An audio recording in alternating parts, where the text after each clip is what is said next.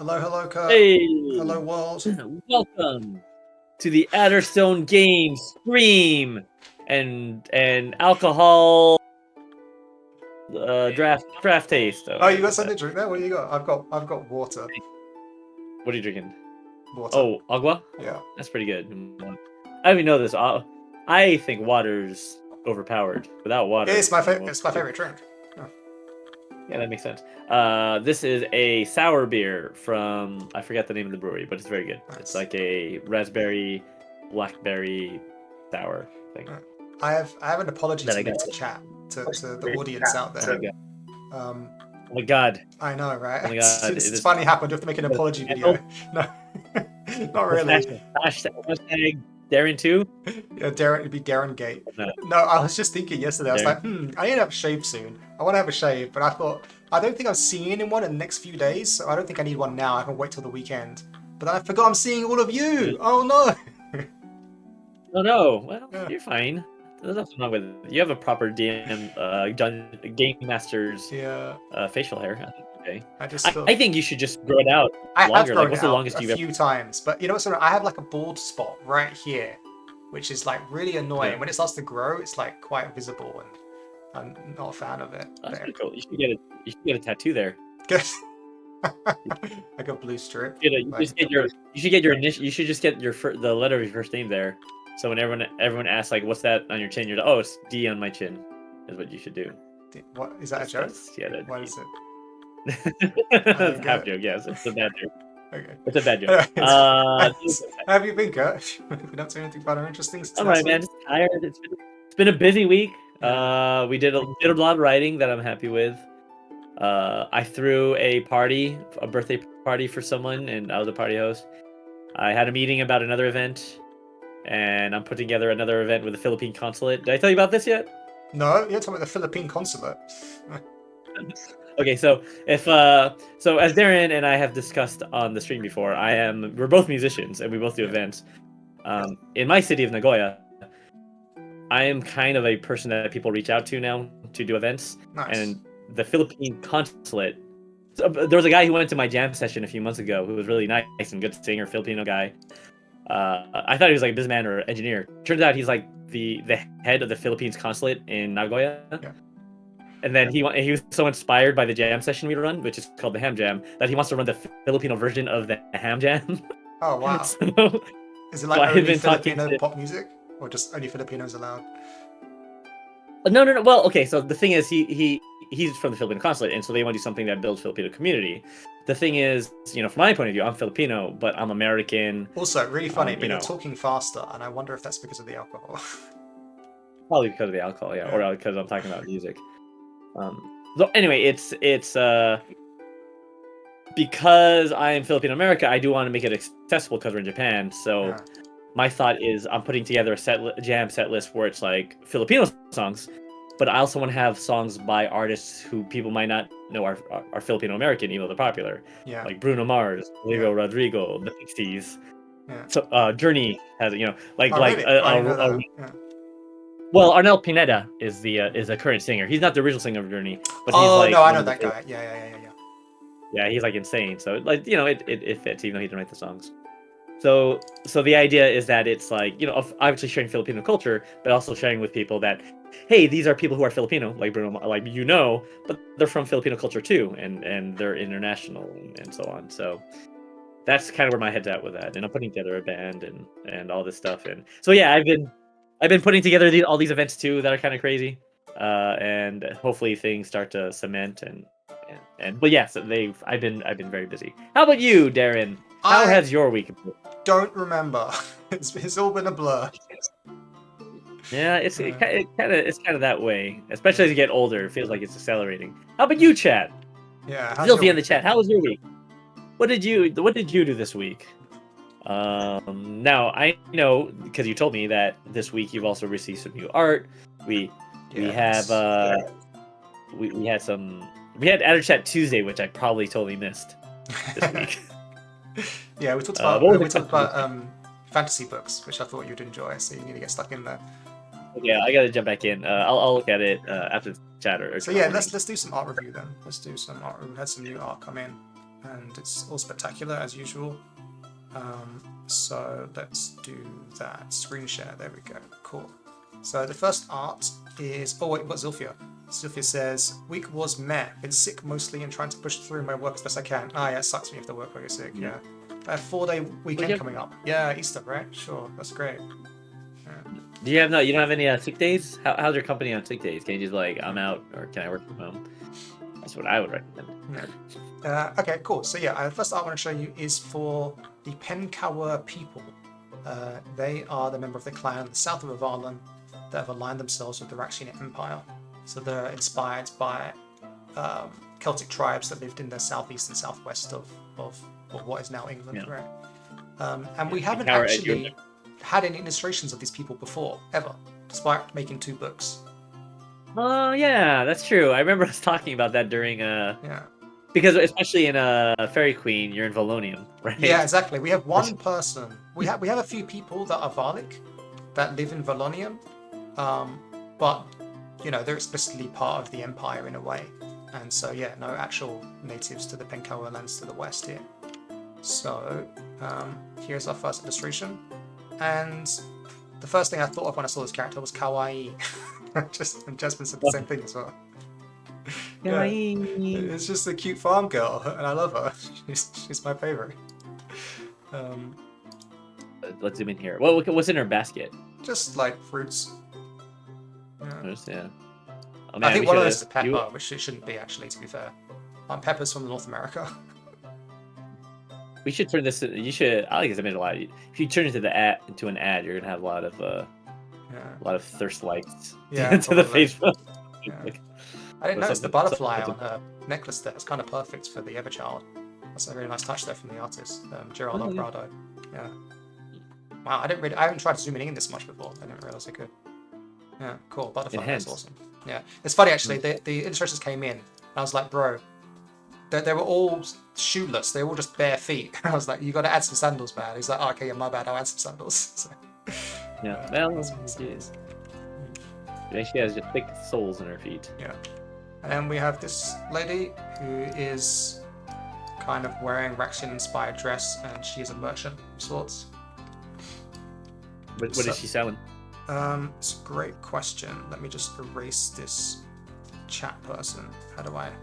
Oh, yeah. I'm not in mod view. Let me go to mod view. Oh, I can do it from here. Get out of here, whatever your name was. Yeah, bam. Okay, sure.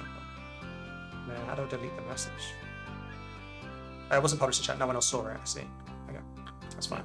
Also, glad to see that your company's great for sick days, Alfia. Yeah. Unlike that farmer girl. What's her name? We need to give her a name. Yeah, her name is... Yeah, it doesn't matter. We'll figure it out later. Iortis. But anyway, yeah, so the other groups, I usually have an illustration for a leader, a warrior, a regular person, and a priest. Yep. But for the Penkawa, I didn't illustrate a priest. Instead, I got a merchant maid instead. Because they worship money now, I think. So... Yeah. I mean, that's that's closest to being a priest. Yeah. And then we have this guy who's the ruler. What the hell is this? Just noticed there's a weird artifact here. I'll have to erase that. It's a guy. Oh, it's a handprint. Yeah. It's a fairy handprint. I think this is going to be Gygus, the Penkawa leader. Sure. He's just. He looks like. He looks like a Penkawa tech bro. Yeah, exactly. He's a little bit fat. He's still like showing homage to the old ways of the paints, but he's just covered in gold and he's wearing his toga. He's got his rings as well. Yeah. Okay. No, yeah, and he's how do you say? He's kind of crap. Like the way we're writing him, he's a bit of a Machiavellian character. So, and his expression kind of lends itself to that. And then we have this warrior guy, and he's badass. This is one of my favorite illustrations now, I think. That's pretty cool. This is like a general of the. This is still Penkawa, right? Yeah, He wouldn't be but it has like some armor from the Raxians. Yeah. It's just kind of like a real blending of both cultures. Like he has the Varlic moustache and the paints and the shield. Right. But then like his demeanor and his armor and his cape just kind of make you think of the Raxians. So yeah, I like him a lot. Sure. Yeah, he looks good. Any ideas for this guy's this cat's role? We'll figure it out. We'll figure it out. Then we have shout out to Chrissy and to Food Court. We have some sketches here for a character. This character is was essentially commissioned by a backer who pledged to our legendary tier to have his character's artwork featured in the book. Let's go. Let's go. And Appreciate he wanted a really interesting character. He wanted a chef who is into technology. And I was like, okay, cool. So together we kind of created a character, and this character is I think I'm actually going to change the story slightly from what I told Full Court, but I think he'd still be into it. He's a Penkawa chef who made an agreement with a Fae that he wanted to... I haven't quite figured it all out yet. There's some kind of Fae agreement, some Fae seekery-ish behavior and powers that he then uses to acquire in a game of bets or riddles or something with a Raxian to basically take their automaton and then claim ownership over it. And then he uses that automaton to help in his tavern. Yeah. Around his kitchen. So he has like his arm is quite that's a real cooking tool. Yeah, it's like a pan thing, isn't it? It's just like a scoopy thing for like. Oh, I forgot. She Chrissy looked it up and showed it to me, and I forgot to get what the name of it is. Iron Age cooking? I'll have to look it up. But it has a specific purpose. And you're right. Maybe it's just a spoon. I don't know. But it's like coiled iron or something. Yeah, it's pretty distinct. Yeah. But yeah, here he's looking proud with his hard-won Raxian automaton that I think he's repaired somewhat himself, and now he just helps out in the tavern. But I think there's also the underlying thing of that he knows that if he wants to, he can get the get the automaton to defend the town if he needs to as well. Oh, I see. So he's the iron. He's the the Valak Iron Giant. Yeah, exactly. Yeah, that's cute. I love I like the graining on his wood. Yeah, it's really impressive. Chrissy nailed that. Yeah, there's a lot of wood graining there that I like quite a bit. And then last but certainly not least, actually no, we have a map as well. I think I can show. Wait, did I show it already? I think I showed this map already. Yeah, okay. In that case, then we'll skip to the real goods, which is the Everchild. I think I showed these sketches before on stream, so I'll show them briefly now. But I think it's important to show the sketch than the final version. So the sketches of the Everchild. We liked a lot of features about each of them, and then we were inspired by all of Raphael's ideas to combine into one final illustration, which looks like this. And this is the final illustration of the Everchild. And I think we love it, don't we, Kurt? Yeah, it's quite good. Yeah, it's quite good. Yeah, Raphael nailed it. Yeah, I love the game board. I love the shackles that are a nod to how he defeated the great Penkawa. All the jewelry. I love his stupid face. It looks like he's just, he's thinking about everything else in the world and not about you. He does not care. Yeah, he reminds me of my son Ren. Yeah. Just seems like whatever. Focus on the thing I want to focus on. Yeah. What are the runes on the they're made up, I'm polyhedron? afraid. Yeah. That's just Raphael like riffing. Raphael riffs. That's fine. Yeah. And then I also love Raphael's idea of like the lawless hair, like that was his idea. It was just to give them this crazy hair. I was like, yeah, they look like they're about to become a teenager, which is appropriate. Yeah. I mean, I'm about that long hair life now. I get it. I'm gonna grow my hair out in order to match the Everchild's energy someday. Yeah. Get it all the way down there. And then Raphael did like a people- study of all the different kind of butterflies and moths you can find in the UK, and then chose one of them, Oh wow. and then added a bunch of like Celtic symbology in the print patterns on the wings. So it's just all wonderful, really. Yeah. Impressive. Great piece. Good job, Raphael. Yeah. You laid it. Yeah, it's really cool. Do you imagine this will be in the secret section? It's gonna be, I'm still not sure actually. Originally, I was thought about putting it in like the Phase Seeker section, so the players can see who it is that they're worshipping, who they're trying to gain favor with. And then I think it'd probably be put twice in the book. I think once full art and then once as a smaller section. So I need to decide where the full art is and where it's just like hinted at. Yeah. Yeah, sure. Yeah, I'm not sure. Good stuff. Good stuff. Cool art. Excited to see more come in and figure out where we're gonna put it and write and be more inspired by it. I also like seeing as the art comes into it makes me think of like, oh yeah, that's a cool idea. As we're writing, it might inform some of the things that we talk about, Awesome. Okay. So what are we doing So today, Kurt, next- while I figure out these page tabs? We are going to talk about what the Japanese call himitsu, secrets. We talked about secrets last week on stream, I believe. Am I right? Is that we did? Yeah. And we're gonna brainstorm again this week. This time starting with a Pen Baedd. Is that right? Yeah, that's right. So last week we wrote a bunch of GM lore secrets for the Game Master for the Pen Levy, and since then Kurt's written them up into fantastic little lore snippets, and we're now kind of sold on like the structure that we're using. So we're going to apply it to the Pen Baedd. Yeah, there's gonna be some iconography that we'll use in the book too to make it easy to parse through. But what's nice about it is it's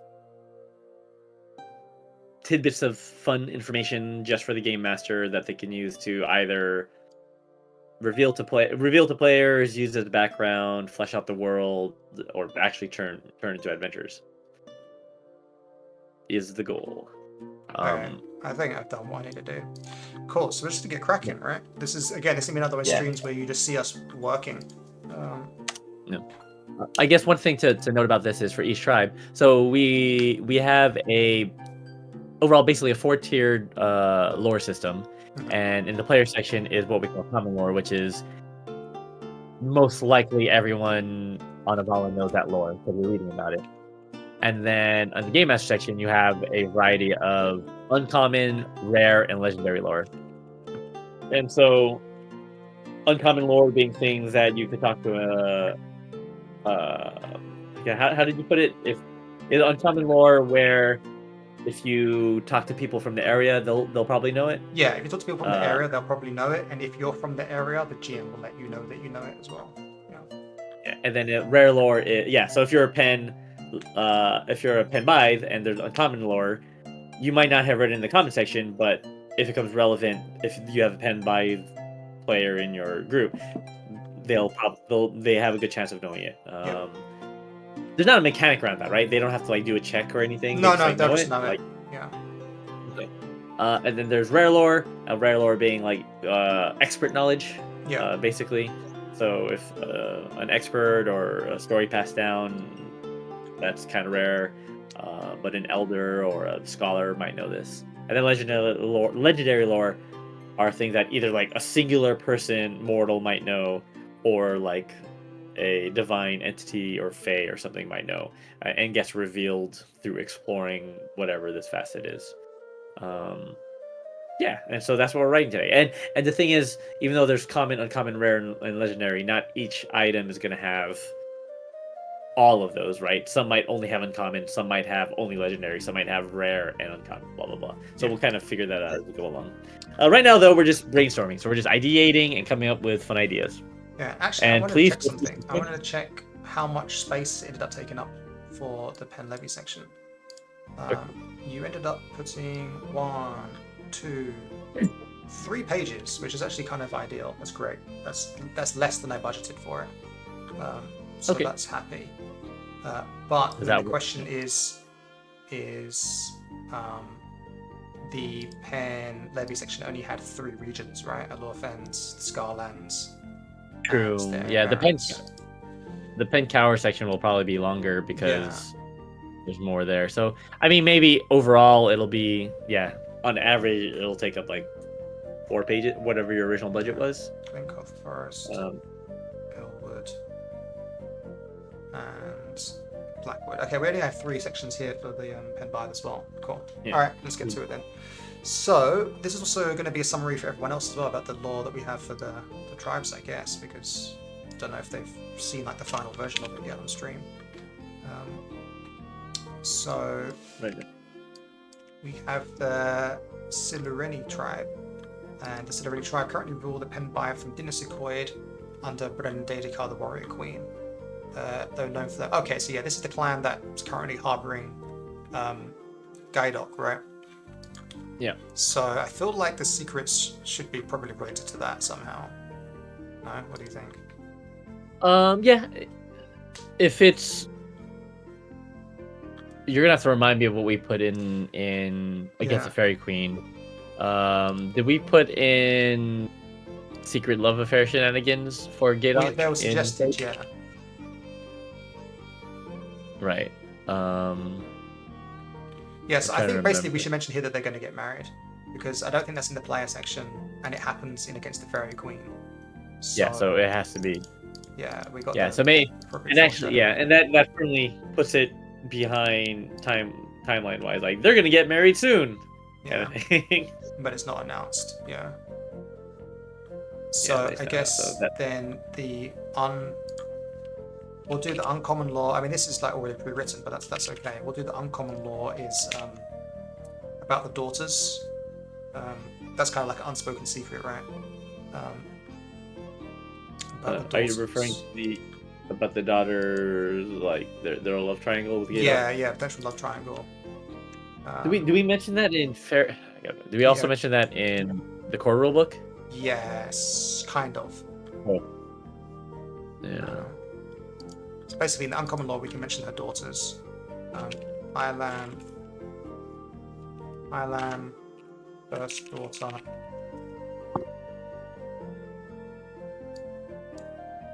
How do I do this better? Ilan, first daughter. Wait, did we mention that she has? Doesn't she have like a limp? Yeah, we do. First daughter. Suffers a limp. And we say she's very political. Yeah. First daughter suffers a limp.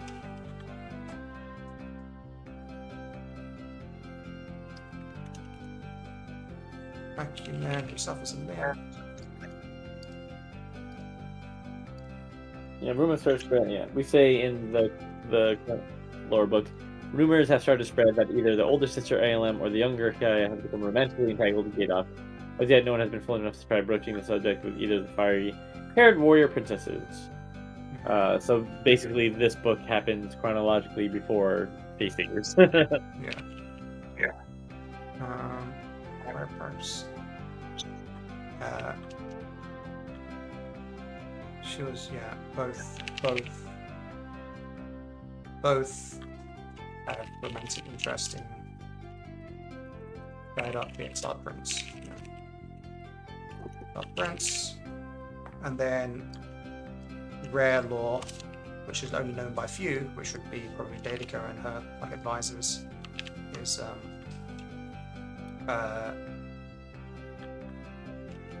Dedekar will soon marry Ilan to Gaidok, suggesting. Well, we said about this somewhere else, that it suggests it's right, because the fact that she's marrying her firstborn to this exiled prince either means that she's staking claims on Penkawa territory, or because that daughter will then become the Brennan, or that she's going to pass her mantle on to her younger daughter instead. which would be a bit of a shock to Island or whatever. Where do we say that? Hylam is the in Fairy Queen we don't really. I'm not Fairy. In Valen, the core book, we don't really talk about that. Yeah. So we say that. Oh, I see. Because like Gaidak, because if Gaidak becomes it throws into question, because if they get married, there should be, normally it's the female ruler, but if he's like the king of the Pen Cower or whatever, and they make a contest, he might end up usurping or being the representative ruler, right? In a way. Yeah, I think it becomes a big deal, because if Ireland becomes queen of the Pen Baedd, then that makes Gaidak like in an even more powerful position, that he could then mobilize the Pen Baedd army to retake Pen Cower lands from his younger brother. Yeah. Right. But I guess what I'm saying is there an issue? Obviously, that's what it's implied that's what Gaidak wants in order to make war on his brother. Yeah. But for Elam, I guess to see. Okay, so the thing we have to enter here, because this is like the GM information, is one, what are the actual relationships? Who loves who? Are they purely political marriages? Is there any kind of feelings there? Blah blah blah. So we should answer that clearly now in this section, and put it down in stone, right? Okay. So I guess so. Is my feeling, and we don't necessarily have to. That's true. It would be information as well.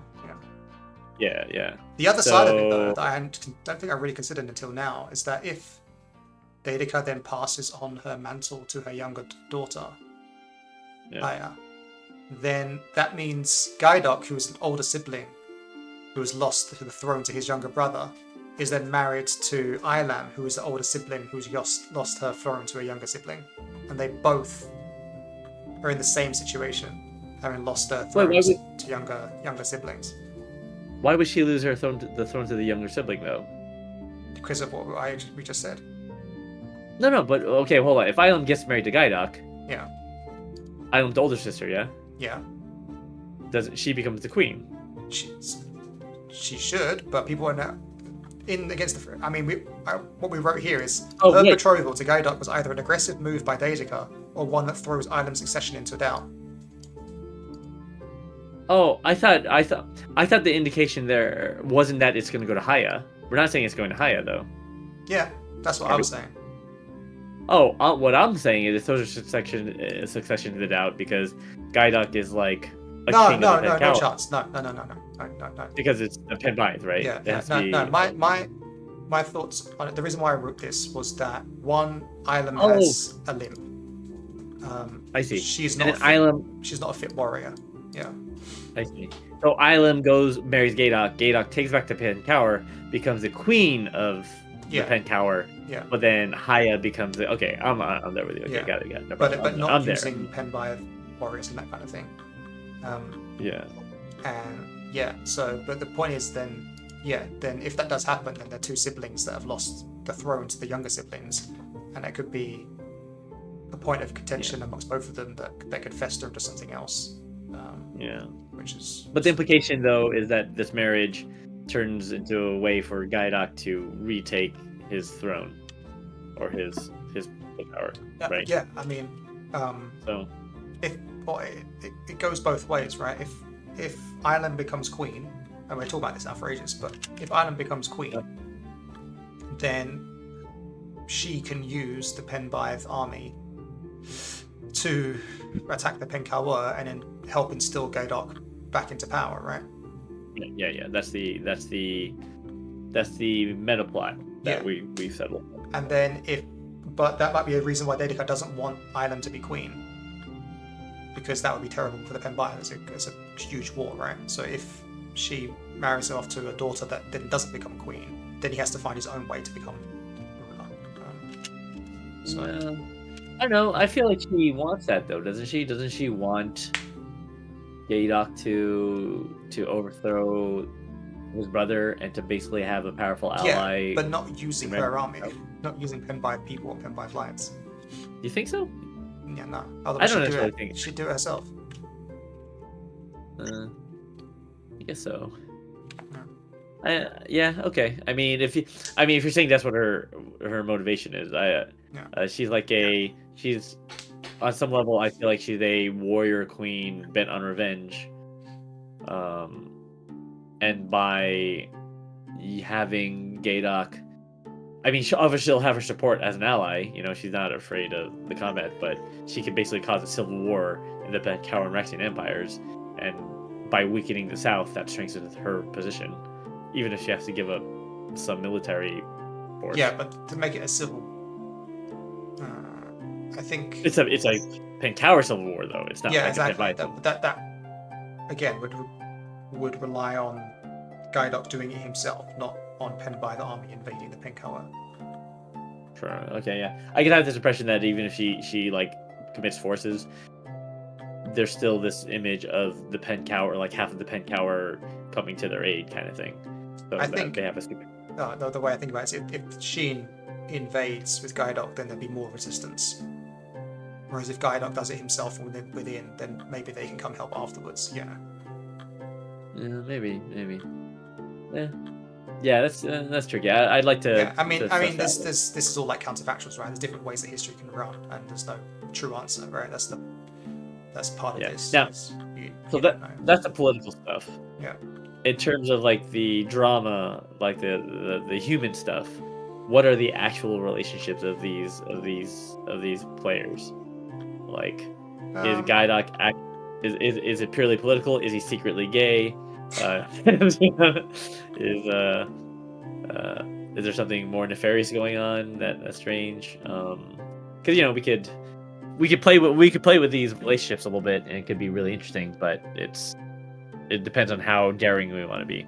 I mean, again, it's just this weird thing, and maybe this is interesting to discuss on stream, but it's completely arbitrary, right? Like, we could just decide anything, and I don't think it really matters that much. And each idea has different interesting points to them.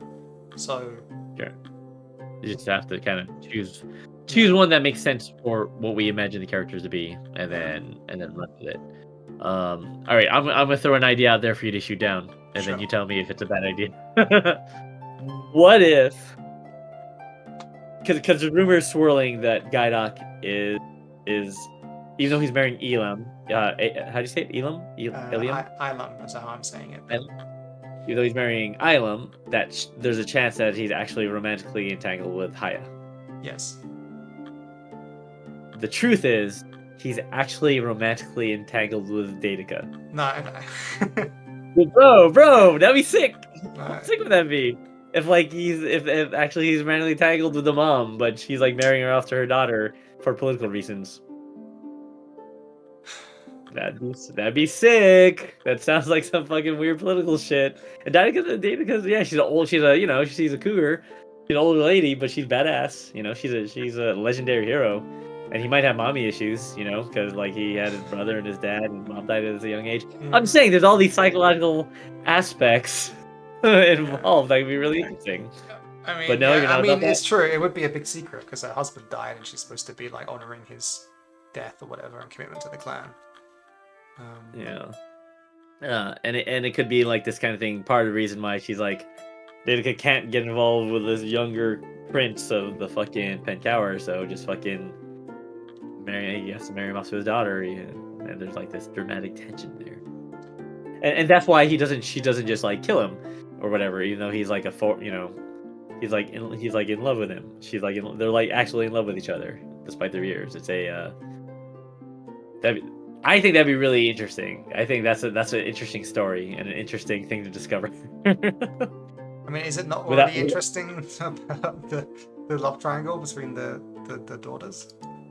Yeah, but it's a bit predictable, you know. Like if it's this exiled son who's lost his family, and then also this legendary warrior queen who lost her husband, and they kind of like, you know, that's why she shelters him, and that's where they create a connection that way, but it's but it's not politically feasible. She can't just. I mean, maybe she could, but she needs to pass the torch to the next generation, right? Like she can't fucking marry the dude and then become the second to. I mean, it works, but I don't know. I just feel weird about. I don't know. I feel weird about talking about all this stuff for some reason. Well, that's what makes it interesting. Yeah. Like, because it's like it's kind of fucked up, but why should it be fucked up? It's love. I don't know. Maybe he loves an older woman and vice versa. I don't know. It's something to consider. I think it's an interesting idea. Zilphia, what do you think? we need secondary opinion. Is this too strange of an idea? I mean, I don't know. Like you have like old men marry women all the time, young women all the time. It's fine for a badass. It's fine for our badass. Yeah, I mean, as a concept, I just don't know if this is fine, but I don't know if I want to write that for these people as well. Okay. But I'll put it down anyway. Maybe okay. Just write it down, and then we can figure out what we're gonna do later. Mommy issue seems a little odd. A little feels too 2025. All right, that's fair. That's fair. All right, fair. I mean, What am I thinking? Yeah, I think we've already spent too much time on this. We should just move on. Yeah. Okay. Well, anyway, there's a love triangle, right? So we basically the note should just be settle the love triangle, like actually clarify who's in love with who and what the deal is. Clarify the love triangle and the political intent. Okay. The Ordodyn tribe. This is the pious group of hammer wielders. Yeah, we discussed about this a few streams ago, I feel like. They're renowned for their fierce and spellcraft and spiritual warriors who wield war hammers out of respect for the forest, and it's the disdain for sharp implements. And they have strong ties to Inistawith, the Druid Conclave and stuff like that. Yeah. So I guess we need to give them leadership as well. Do I give them a leader? Did we mention Inistawith here? I feel like I did, but I can't see it. No, I didn't give them a leader. Oh no, I did. Yeah, up here. It is ruled. Oh, there it is. Ruled from the port town of Gwyrdel by Brer Olwyn, a resolute man of strict devotion. So now you're going to tell me that this resolute man of strict devotion has some secret daddy issues. Hey! He takes trips down to Valonium and. No. It's doesn't necessarily have to be that. Again, I'm not trying to be subversive. I think that the biggest thing here is that the Silureni tribe have kind of pushed into their territory because they lost their forest. Right. Because they used to be in the south. Yeah, so there probably should be room for some grievance there that we should probably capitalize on in this space. Yeah. Briar Owen is chafing at the proximity to the royal family, and kind of thing. I mean, does he have family of his own? Like, does he have is he jealous again? Does he have a son that believes should have gotten married to one of the princesses? Yeah. So we've established that the leadership of the Pen Baedd would rotate between the tribes, and he would probably see this marriage to Gaydok as a way of Daedalus strengthening the claim that her daughters have to the throne. So I would reckon that Ordodyn probably wants to usurp them somehow. Sure. Yeah. Yeah. Okay. Does he? Maybe he sees his son as being the rightful next, or his daughter rather? Because it has to be a female, right? Yes. Yeah. I guess. Yeah. Is Olwen? He's from Portana, resident man. Yeah. So he's a man. So he's a daughter.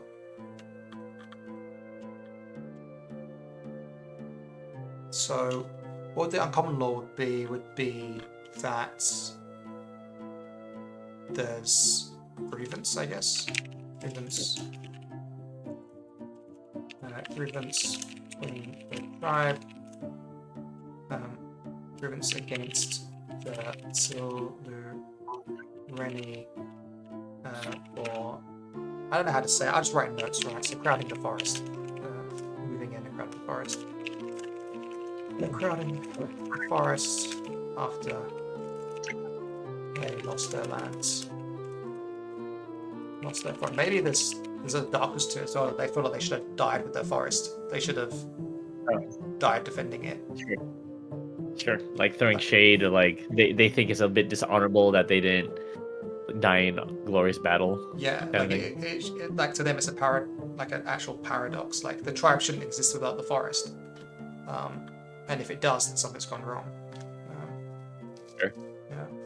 So then rare law would be that rare Olwyn is scheming, strategizing, scheming to instill his daughter as the future Brennan.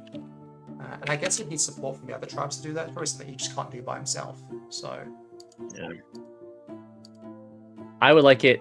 Yeah, maybe we mentioned her daughter in the lore section then, basically, in the common lore. Like, should she be a known figure, like an interesting? I don't think necessarily. Okay. Yeah, and I guess maybe he's scheming against the other Brennan. He's just using Guidoc's presence against Data and other things. Guidoc's presence and recent trade agreements. Guidoc's presence and loss of the forest against Data. I mean, in a way, she's failed, right? Like, the forest has been burnt and stripped and taken, and it's her fault. Sure. Yeah. Yeah. Okay. That's yeah. Good. Although, on some level she failed, but also she saved the clan, right? By she also saved the clan, Yeah. which is so she's still kind of the hero of it too. Yeah, I think it's fine. Okay. Dinosicoid then. So this is the Wondrous Tree City, and I think it's kind of, I don't know if we say it, but yeah, no, we do say it. Yeah, common law that was grown by the Evermother herself. So this is one of the remnants of the divine era, when the Everones water the land. So that's common knowledge. So what would be interesting stuff with this about Dinosicoid? I kind of want to, I don't know, get into the politics of it a little bit, or like, I think because it's like a capital city, it should have more intrigue. There should be more going on than just the royal family. You know, there should be a space to add in some other faction that does things. Sure. So there's like trades, there's tree shapers, there's the military, there's priests. It does feel like there's a lot. Okay, so it does feel like so far a lot of our secrets have been focused on political intrigue stuff. Yeah, exactly. I want to be saying we should avoid that here, because if so, I agree. I don't know. Like, it could be that we're saying, because essentially these need to have the sort of, they need to be practical for the game master in ideating conflict, right? And if it's mainly political stuff, that can be fine. But not just conflict, adventure, right? It can't just be something that's adventurous. I mean, when I say conflict, that's implying leading to some sort of journey or adventure request, right? So it could go one of two ways. We either give a secret that has to do more with the politics and people, or if it has to do with the divine era, you come up with something is from the divine age. We clarify the history with the legendary lore and then build backwards, right? Like, is there some sort of secret that the city has? Like, that's what I've been wondering too. Yeah. Like at the center of it is the first Evermother's temple, but it's hidden by the archdruid of Dinosicoid, blah blah blah. Yeah. And it's like deep in the roots or something. Yeah, and that's why that's one of the main sources of of commune with like the fairy court or something. Those things like that. But the more adventure sidey we make it too, like it's an actual temple or it's a place that you can enter if something goes wrong to have, shenanigans in, then that can also be really interesting.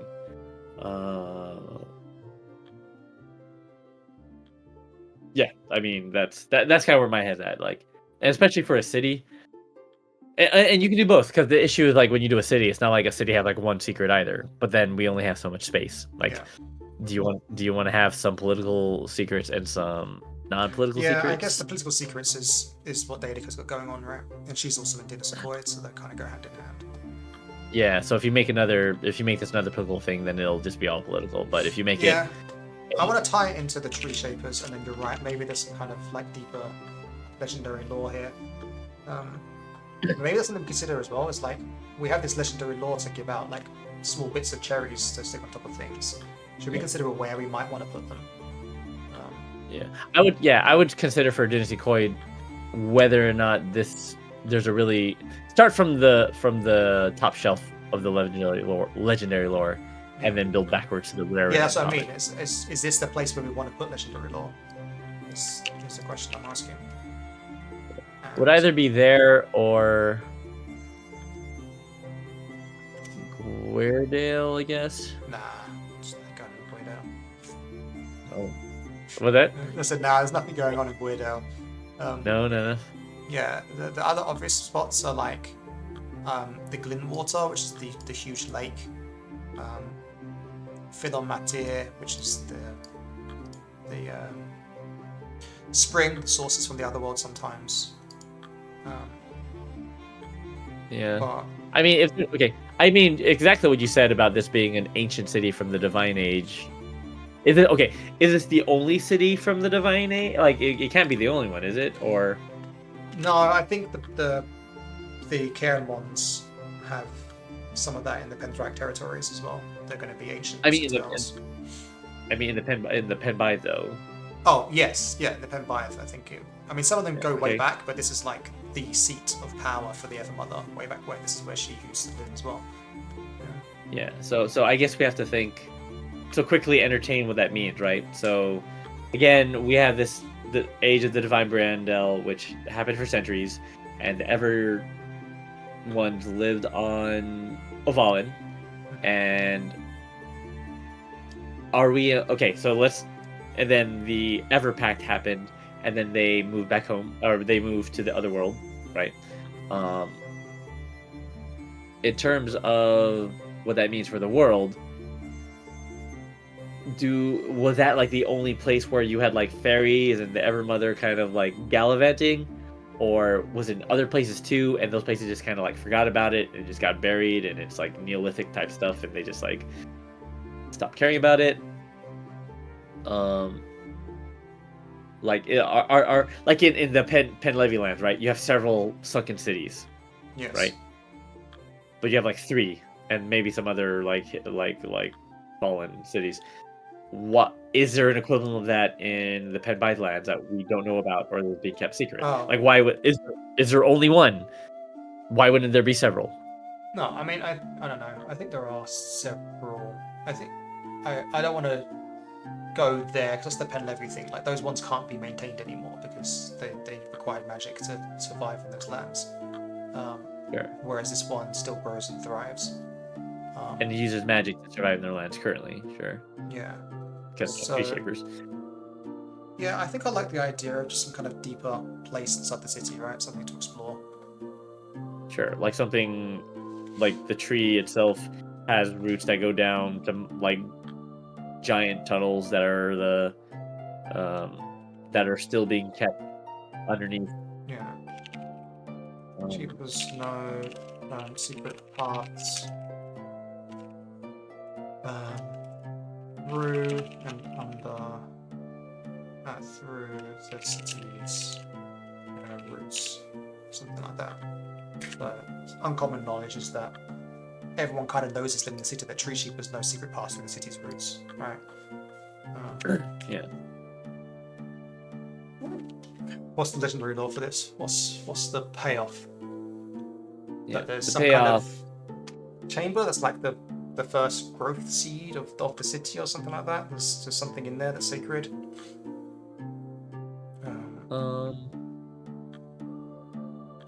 Either.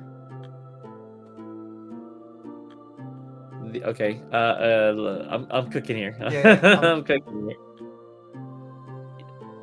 What if? Okay, the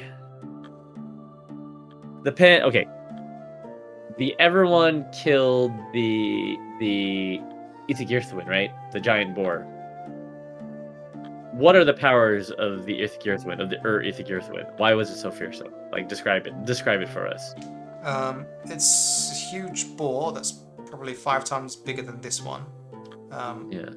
They have incredible speed. They can dart through the forest. They can't be tracked and traced. And they're just ferocious, monstrous beasts that spread disease and filth. And they just don't stop feeding. They consume all. They don't have any particular powers other than the fact that they're massive brutes and they're disease-ridden. They're kind of like the simplest version of all of Hydra. Yeah. Now, if you take something like the the Ithagirthwin, this like fucking magical giant beast, the Evermother was able to vanquish the Ithagirthwin, but without violence, right? Yeah. Supposedly, that's like what we say in the legend. I think she used like poisons and things like that, like a baited feast, some kind of magical concoction. Yeah. So what I wonder is whether or not there's like an interesting development there because of how she like vanquished it. She basically killed the Ithagirthwin, but part of it survives underneath the city, like its beating heart or something that lends its magic to fucking make things grow massively. So she basically kills the beast, but because she used magical poisons or whatever, she harvested its essence, and the roots are wrapped around the fucking heart, the leftover heart of the boar, and that's why trees grow so massively and they're able to like support all these structures and continue to grow because it's feeding off of the remaining energy of the Ithagirthwin that wasn't actually slain. It was mostly slain because of the poison, but she was able to harvest part of it, and it feeds the forest to this day. If anyone's actually watching this stream and watches the video afterwards, you can now see what pure creativity looks like. The sparkles of something wonderful appeared in Kurt's mind and slowly made its way out. I don't know. I'm just I think it's really cooking. cool, dude. I think it's really cool. Because that would see that, and that comes from the logic of like her as the goddess of like the goddess of life. Like even though it's about death, she still couldn't actually kill it all, and she recognized the part of its power that's beating her. And it kind of vibes with these legends of like Dark Heart of the Forest, and feasting on like a magical creature and not actually killing it, but utilizing its energy and its lifeblood. So where it could be that underneath the secret too is it, because it's a fucking Faithra, it could be that underneath the roots or whatever, there's a huge tunnel complex that houses it, and it's like an evil part of the Pen Baedd underneath, right? Like it's actually dangerous, and they protect it, and they're trying to hope that no one like frees it because it could either resurrect the Earth or Ithagirthwin, or its blood could be used for some sort of I'm imagining magical the thing. whole city coming alive, becoming a giant animated tree thing. Sure, yeah, if you're able to harness this power and manipulate it. Anyway, that's where my head's at. Yeah, I love it. Its core roots are wrapped around the heart. The giant pulsing heart. There's also something Miyazaki-esque about that imagery, right? Like Princess Mononoke or something, like these weird fucking forest creatures and Which the Evermother would not truly kill. Instead,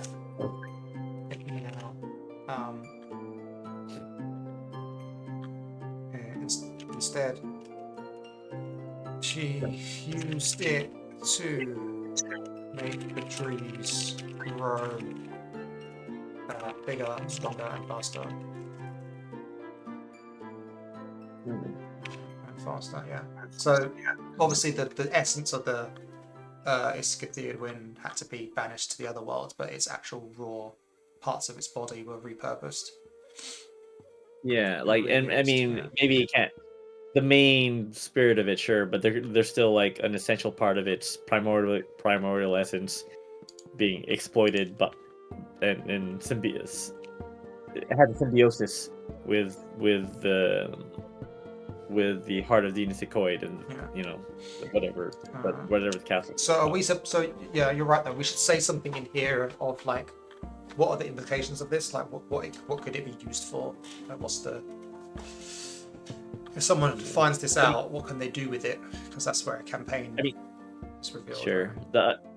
The obvious thing is either if they destroy it, it destroys the city. I mean, that's the obvious thing, right? Yeah, you destroy the heart, and it'll poison the land or something, similar to the Mukalevi's curse that destroyed Faithra. It could also be that it's like a really potent, like if it's the pumping blood that's like feeding the roots. It could be a really potent magical substance to forge some sort of weird weapon or artifact. So that's another thing. Yeah. Like the blood of the Isigirthwin could be really potent. Oh no, potent I know what it should do. It should we have this law about werefolk in the land, right? Werebeasts. Yeah. And it should consuming it should turn you into a werebeast, but like a crazy kind, like a Titanic kind. A boar. A wereboar. Well, we have wereboars already, but yeah. Yeah, that's what I mean. Bigger. Yeah. Sure. Sure. That's a good point. Like it's basically mutagen. It's like mutagen. Yeah. It's like one thing for the trees to consume it, but it's something else if a living creature does, like an animal. Sure, or a conscious. Turns you into a Titanic or a giant werebeast. Killing it will makes it wither and die. Yeah, that's cool. I love it. So then, the uncommon law is tree shapers no secret pass through the city's roots, and then the rare law is that tree shapers know there are deeper root tunnels that they are not allowed to tread, and the ancient ways. Deeper root tunnels that their ancient ways forbid them from treading or allowing others to enter. Right?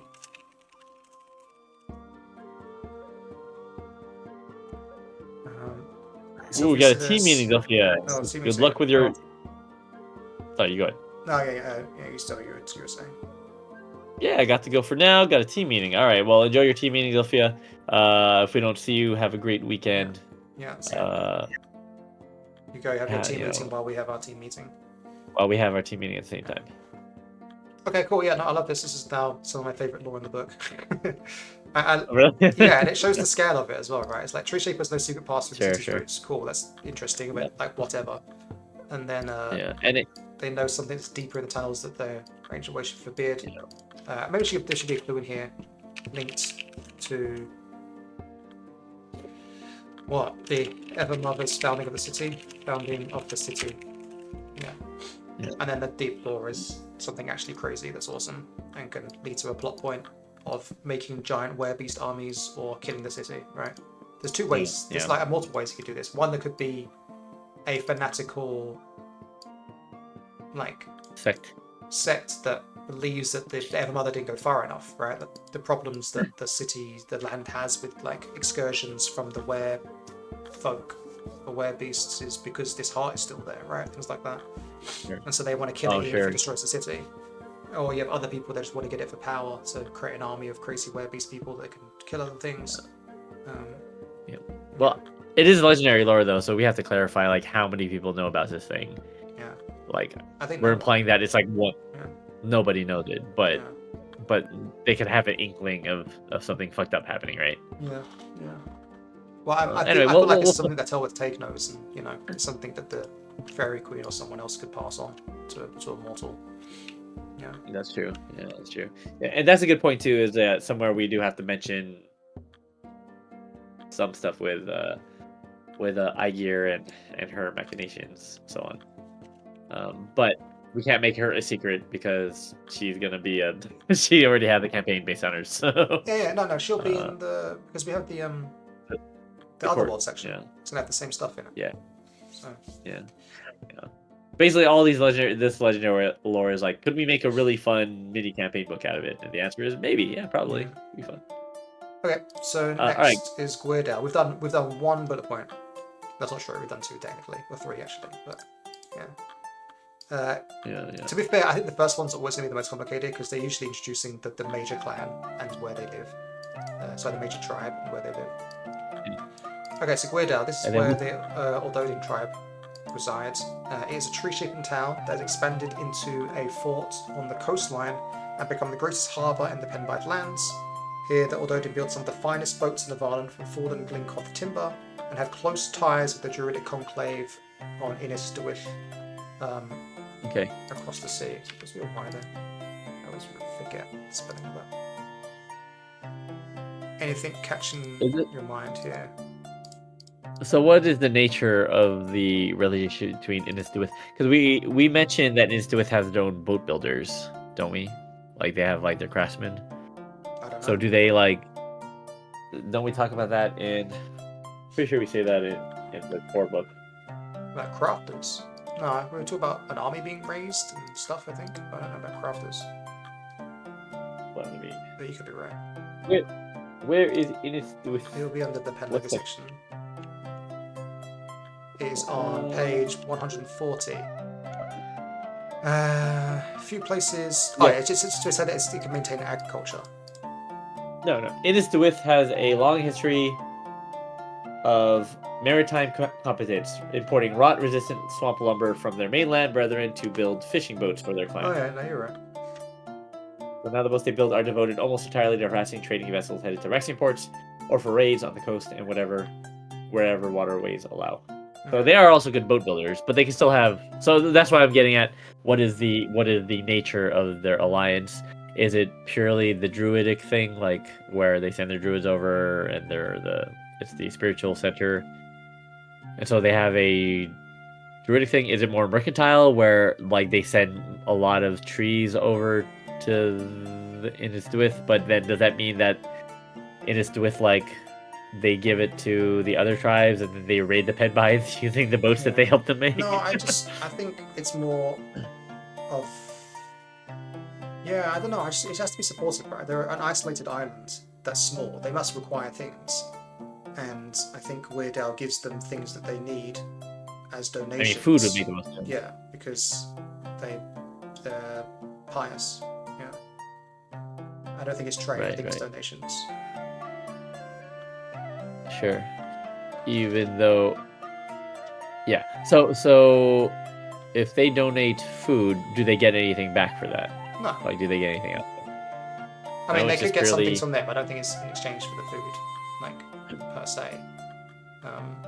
It's because they're like they're the Vatican of the Valak. Yeah, exactly. Yeah.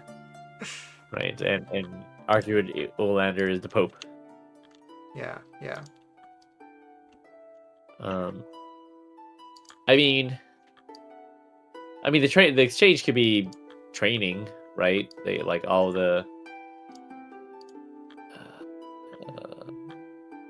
close connection could be that they give food and then they send their priests to they train their druids and priests and stuff. I mean, they train the druids and priests anyway. That's part of the lore of Innis Dwyth being the sort of island spiritual center, and they grow their own food too. But it's an island, so importing makes sense. I'm a bit stuck here.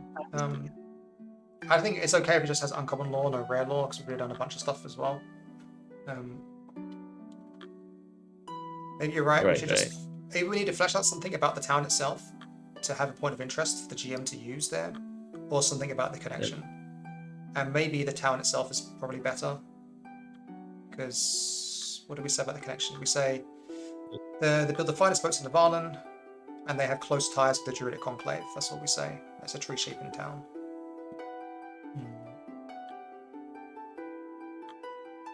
Yeah, I mean, yeah, the connection to Innisduith is the thing that draws my Attention the most. Yeah. Okay.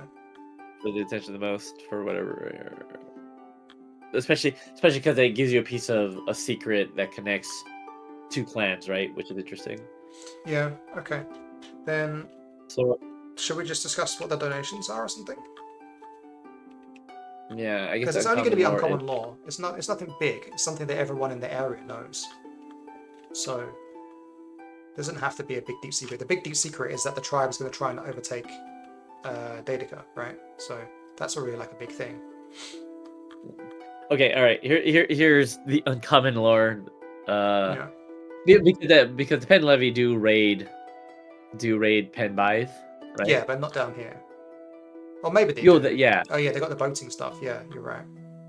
So what I'm getting at is maybe they specifically don't write. The leaders of Guardale know that if they basically under the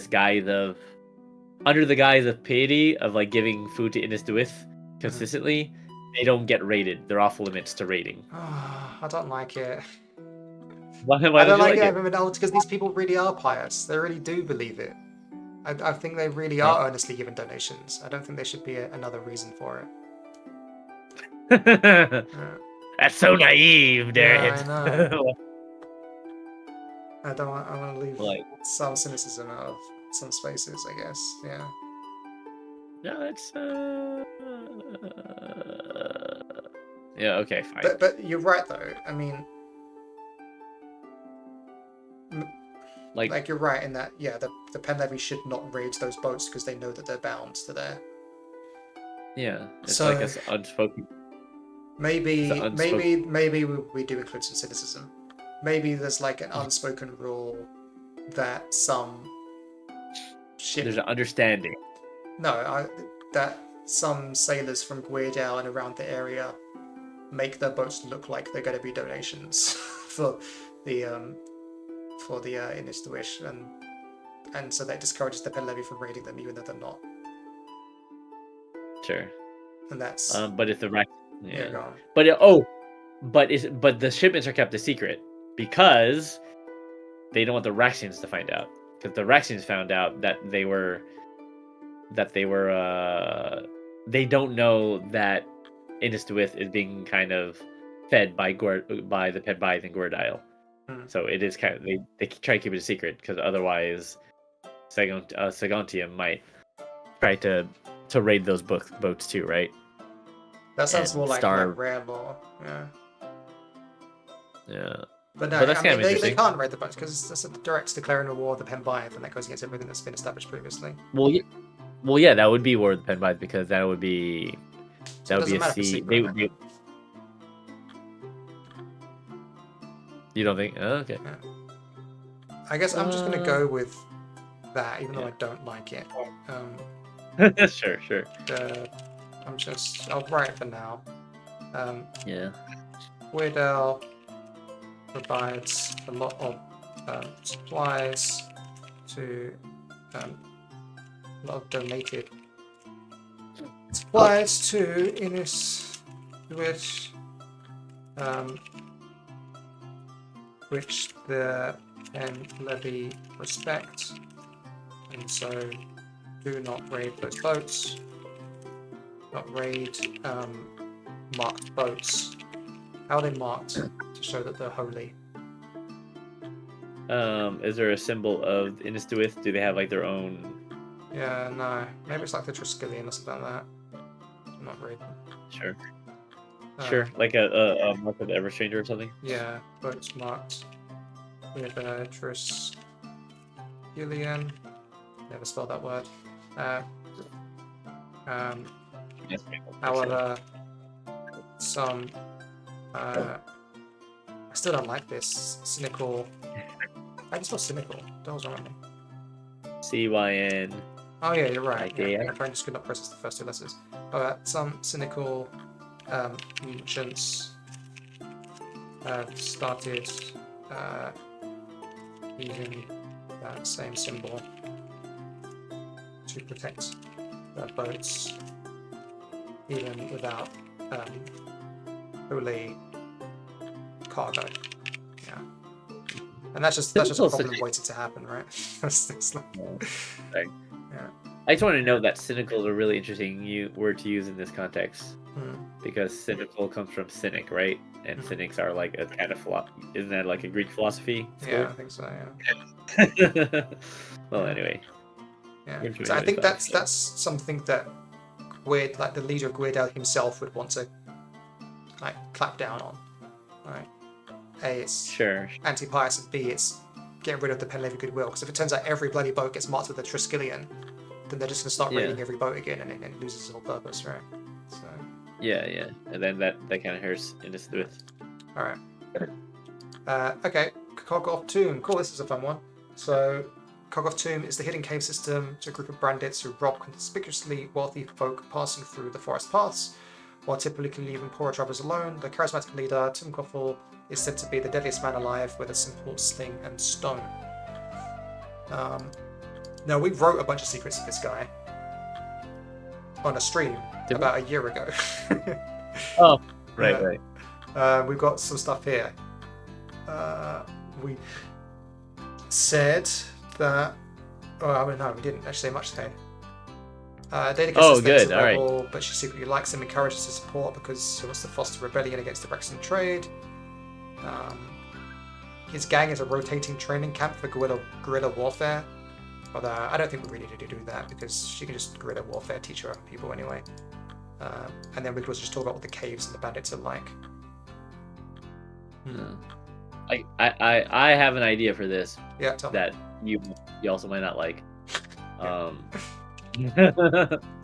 gonna steal a literal page from this book.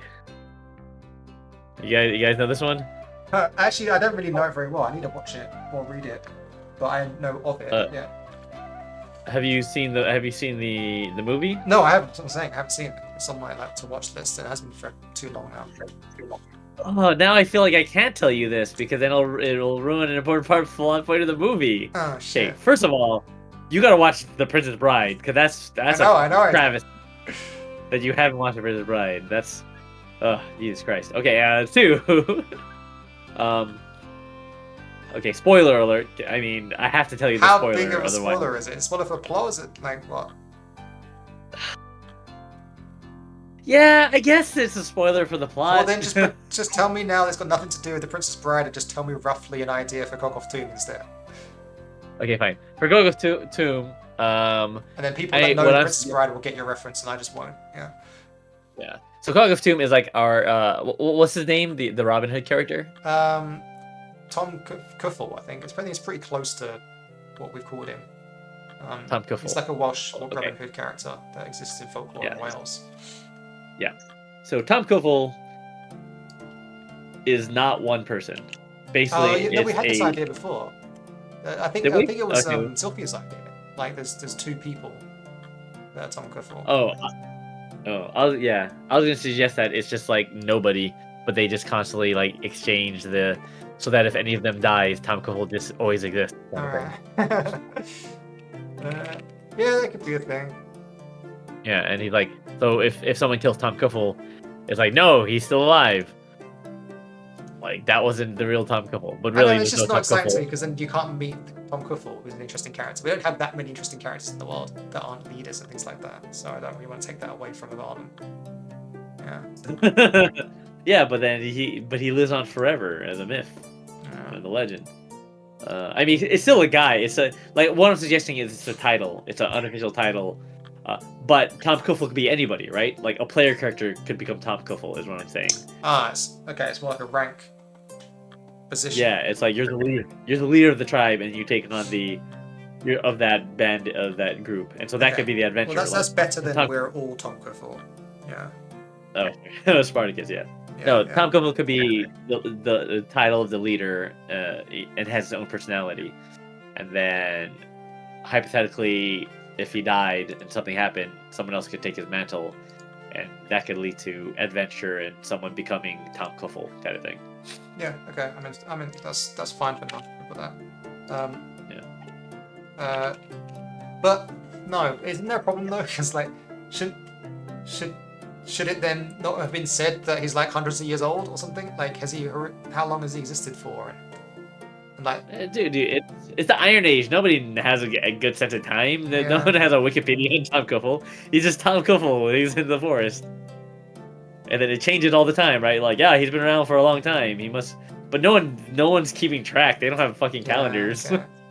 Okay. Okay, we'll have to change this then, because I mean, at least in the section at the moment we say something of a recent legend. So maybe we should change Yeah, that that's part. the ironic part. No, that's the secret. No. Keep it as something of a recent legend. Well, Just make it actually. It's a very old legend. Just people just keep retelling it as if it's a recent legend.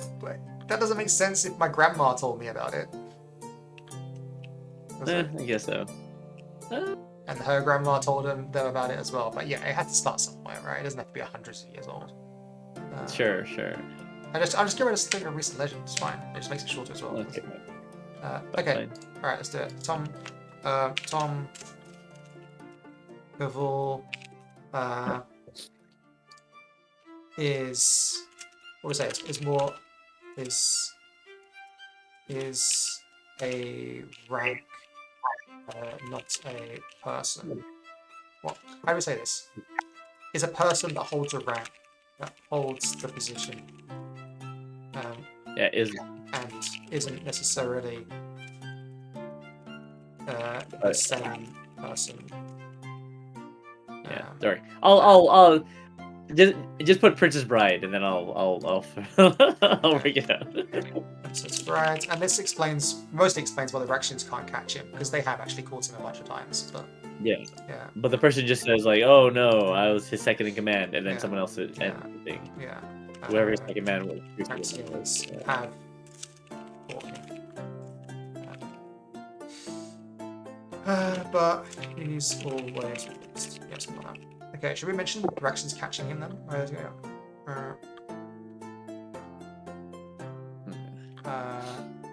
Every time they catch him, he seems to. It seems to elude their grasp or something. Yeah.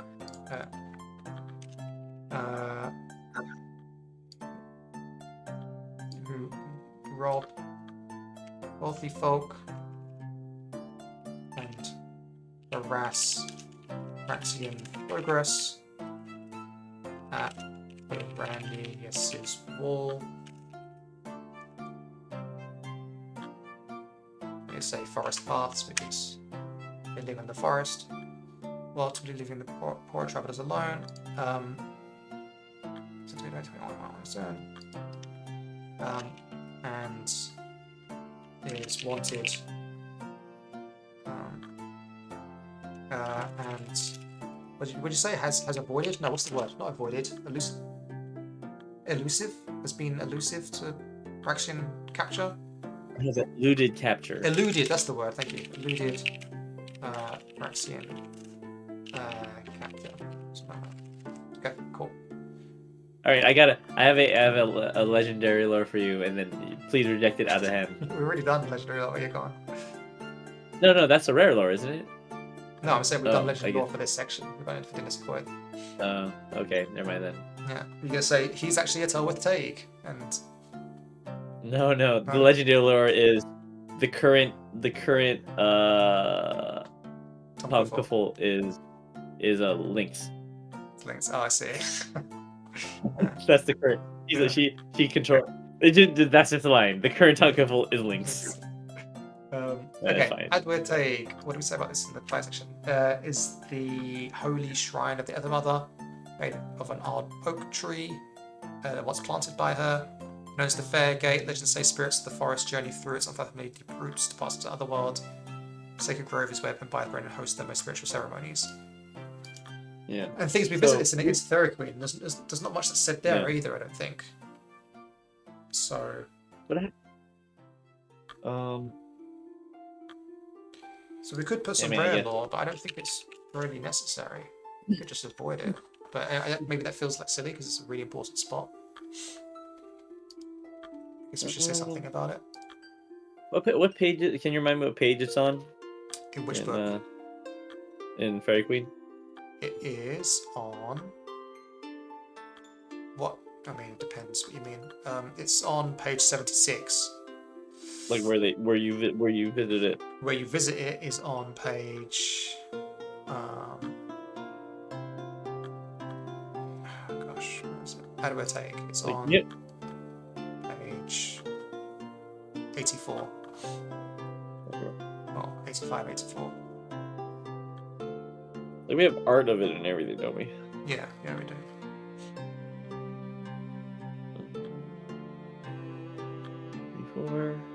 Basically, we have a druid living there who runs the place. He lives in the heart of the tree. That's it, really. Do the players know that when they do that? Should that be the rare lore that there's a hermit that lives there? Oh no, Merlin doesn't live there. I mean, there's the druid that lives there, yeah, but it's not rare lore. It's kept by a druid, yeah.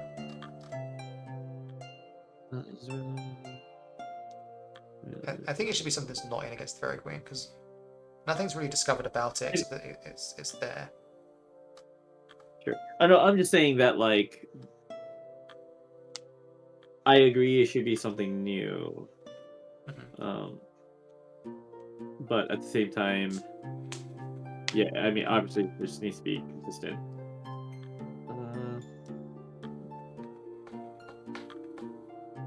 Yeah, I guess they don't really.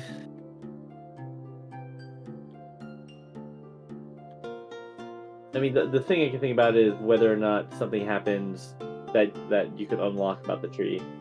But then, if they know about that, that's something that will technically be fucking do it, and then you could enter the other world, whatever, you know. Yeah. But you're saying that's a problem because then if you play against the Fairy Queen and then players want to do it or try it or whatever.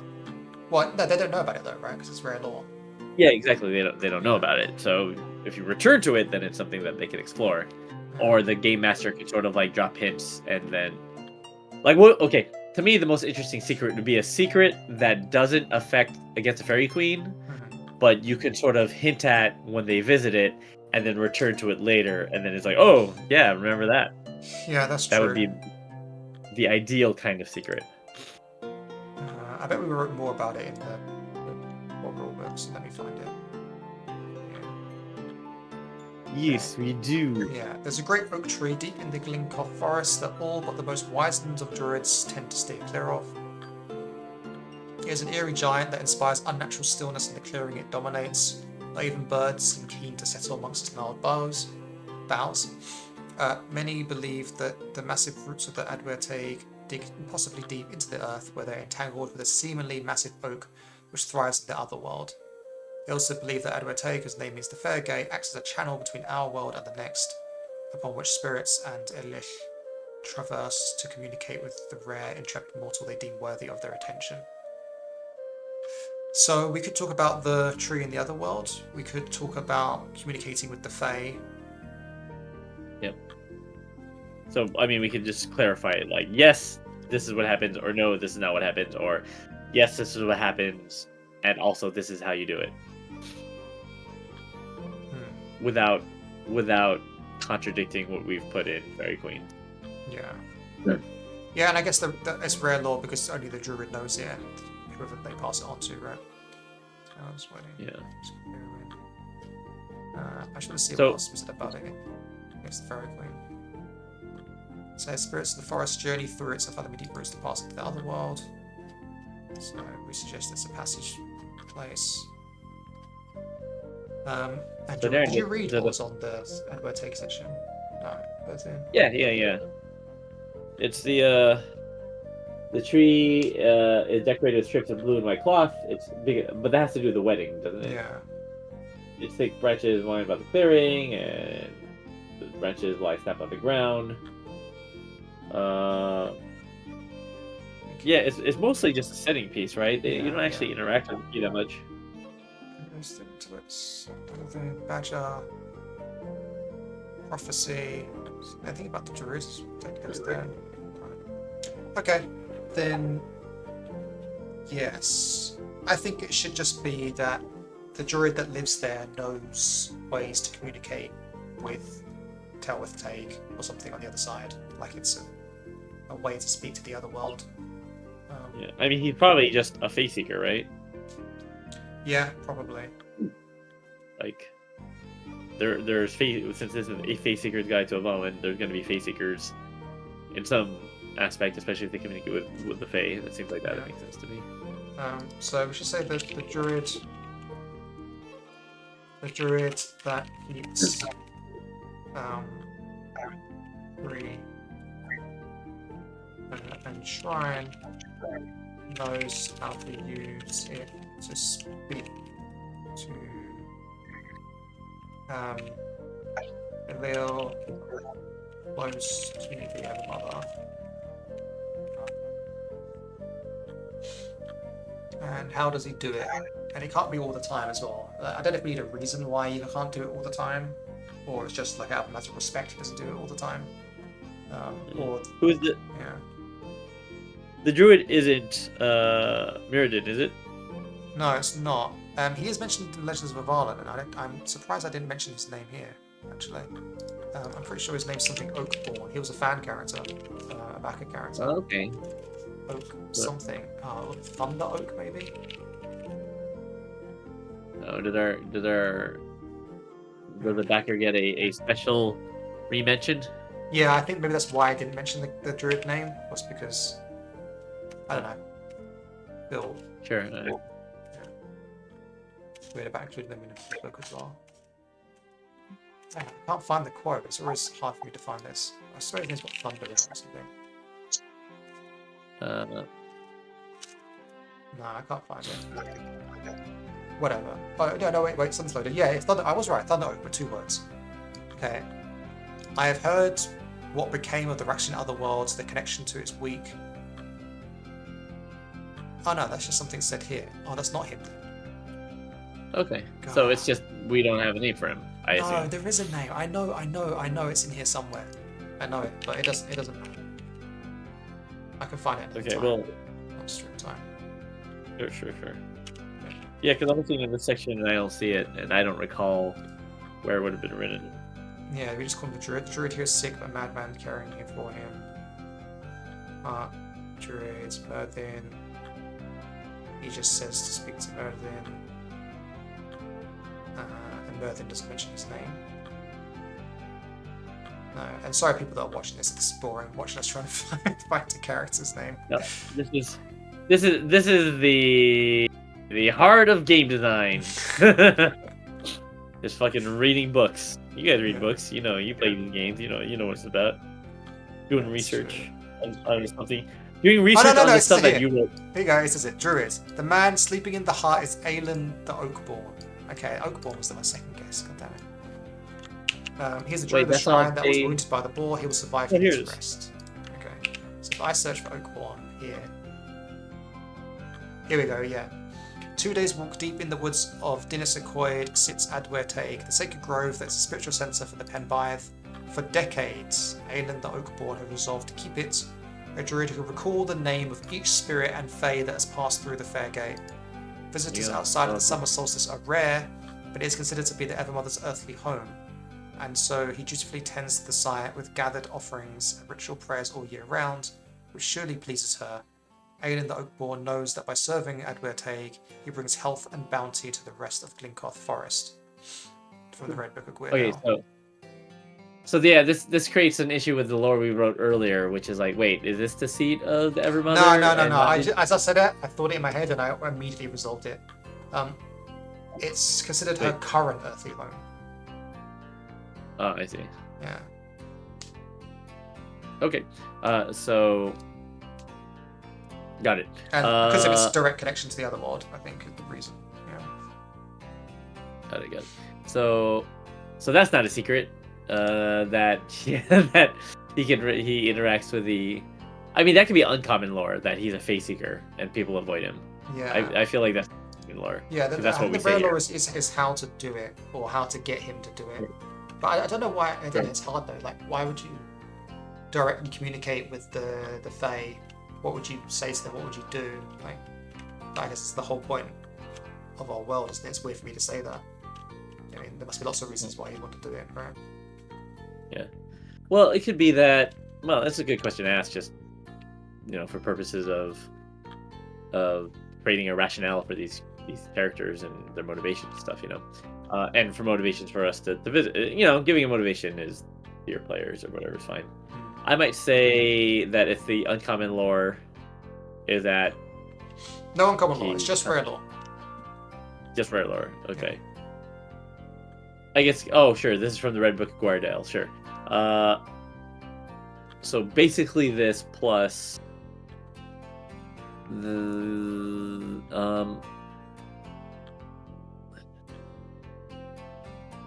he talks to the Fae. So he's a Fae seeker, right? And I don't know about that. He's a druid. You don't think doesn't necessarily have to be a Fae seeker. I mean, he doesn't do much.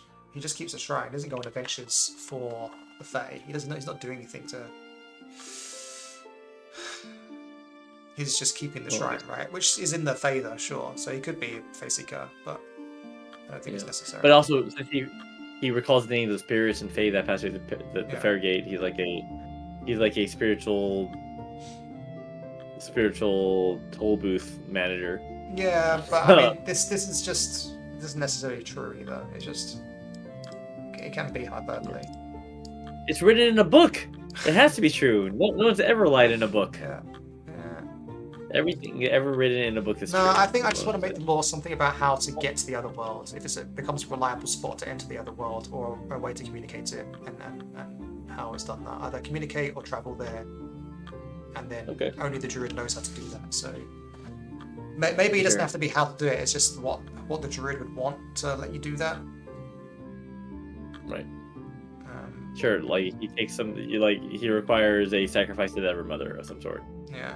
And he can tell you at any given time what it is. Yeah. Like maybe he communicates with the court or the spirits in that way who are on the other side. Yeah, like, maybe he allows the Brennan to talk to the court as well.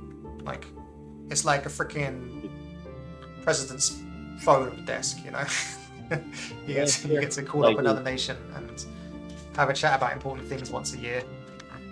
Sure, with the court of petals, whatever. And, it's like I count. Sure. Yeah, that's not so bad. It kind of makes sense why. So if he's sick and messed up, then that's bad. Yeah, maybe that's not the plot. The idea purposely tried to get him injured. We'll just retcon that, so that the Brennan couldn't communicate with the court of petals. If he was allows the Brennan of the Pen Baedd to speak with the Evermother once a year. Once a year.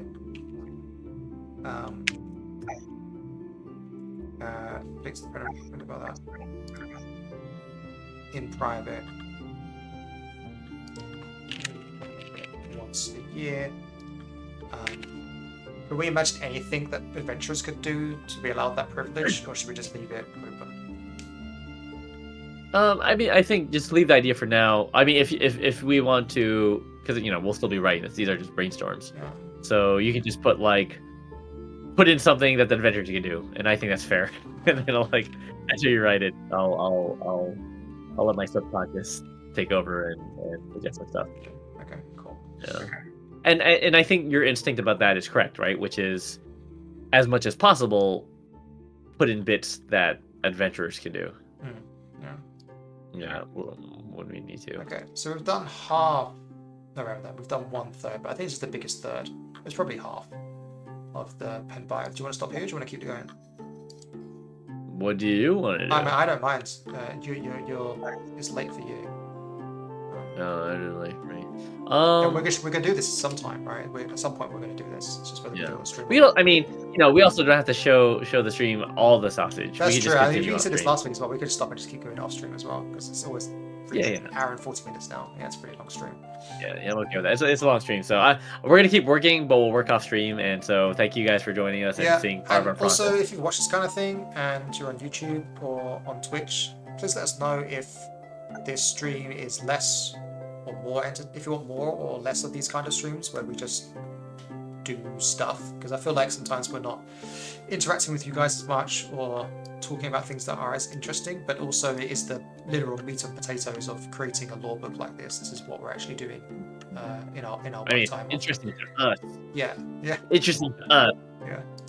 Yeah. So let us know, because there are other things we can do on stream as well. Sure. Yeah. But no, thank you guys for watching. I'm Kurt. This is Darren. Thank you for chatting with us. Zilphia, thank you for watching. There's people that just kind of watch and don't say anything. And shout out to Andrew. You know who you are. Shout out to Andrew. Thank you, Andrew. We'll be in touch about the fair gates. That's one might say. True. Thanks, guys, and we'll see you next week. Yeah. Okay. Awesome. Bye, guys. Take it easy. Bye.